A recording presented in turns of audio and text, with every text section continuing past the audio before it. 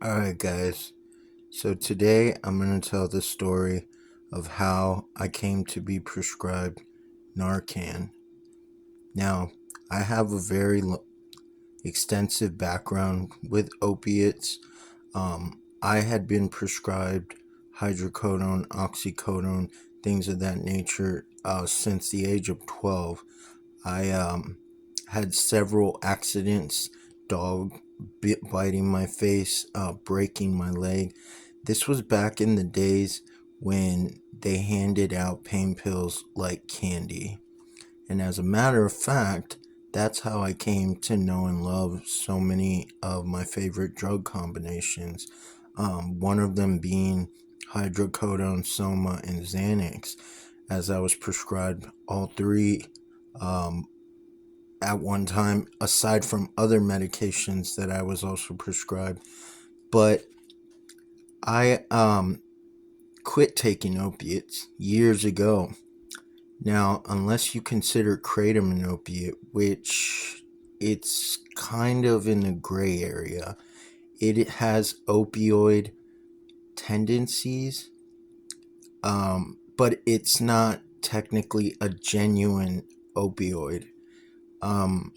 Much in the way that cheese has opioid effects, um, kratom is similar to that. It does bind to some of the opioid receptors, but not in the way that traditional opiates and opioids would. So I haven't taken opioids for several years. They won't even prescribe anything good anymore. I recently broke my leg and had a spiral fracture, and they gave me Tylenol 4, so go figure. But the story of me taking Narcan has very little to do with opioids and a lot to do with the cocktail of legal drugs that I had been taking. Drugs you can get off the internet, things of that nature, research chemicals. And just to reframe, I got off methadone at least, 2017 is the last time I took methadone, which I'm going to have a lot of methadone clinic stories coming. That's going to lead up to a lot of the shenanigans I got caught up in and some of the things that happened to me. A lot of trouble started at that methadone clinic. But I have not taken it for several years since 2017 when I had to break cold turkey in jail, which that's a whole different story. However, the story of how I got to be prescribed Narcan is recently, as I said, I had a spiral fracture on my leg, and the doctors were kind of screwing things up.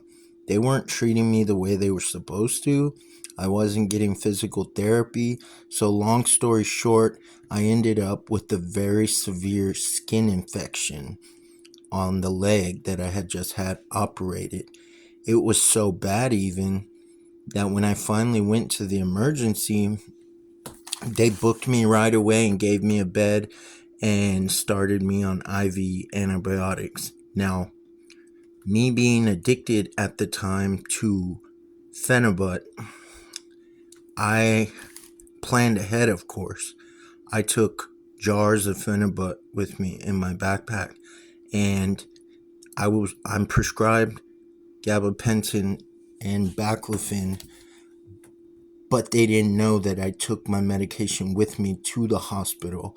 So when you get admitted into a hospital and you take medications regularly on the street, they give you whatever medicine you're prescribed. So they were giving me my 3 doses of gabapentin, my baclofen, the Tylenol 4, but they were also giving me Dilaudid, oxycodone, and brief injections of fentanyl only for threshold pain.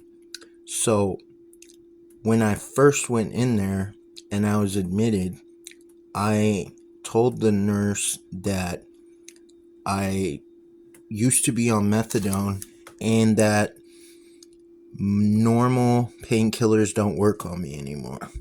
I needed 2 milligrams of Dilaudid, and she actually listened and gave me the Dilaudid. And because it's such a short acting drug, I was given the Dilaudid quite frequently. Now this is on top of the oxycodone and the Tylenol 4s that I was already on. Not to mention they were giving me gabapentin, but I was also staggering the gabapentin I took with me in my backpack. And I also was taking baclofen from my backpack, aside from the baclofen they were administering to me. But the main thing that led up to this situation was the fact that I was on, oh God, let's see, I would say it was at least 8 to 10 grams, if not more, of Phenibut every single day. And it wasn't just at once. You know, a lot of people take Phenibut, they wake up and they take their dose, drink their coffee, and go about their day. I was taking Phenibut in and 5 to 8 gram doses quite frequently throughout the day.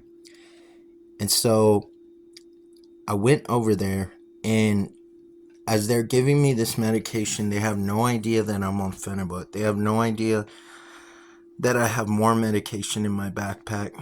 But they, for some reason, wouldn't give me my Seroquel. And I take Seroquel every night. I take it for mood disorder and sleep. But for some reason, they hadn't put the order in for my Seroquel. Now, the only thing I didn't take with me was my Seroquel, because I really just don't like how Seroquel makes me feel. But because they hadn't given it to me, I was unable to sleep. But what I did have in my backpack was a bottle of 25 milligram promethazine pills, otherwise known as Phenergan. And in my mind at the time, I figured, how much promethazine do I need to equal the Seroquel that I don't have? And I started off taking 1, 2, 3, 4. I wasn't able to sleep.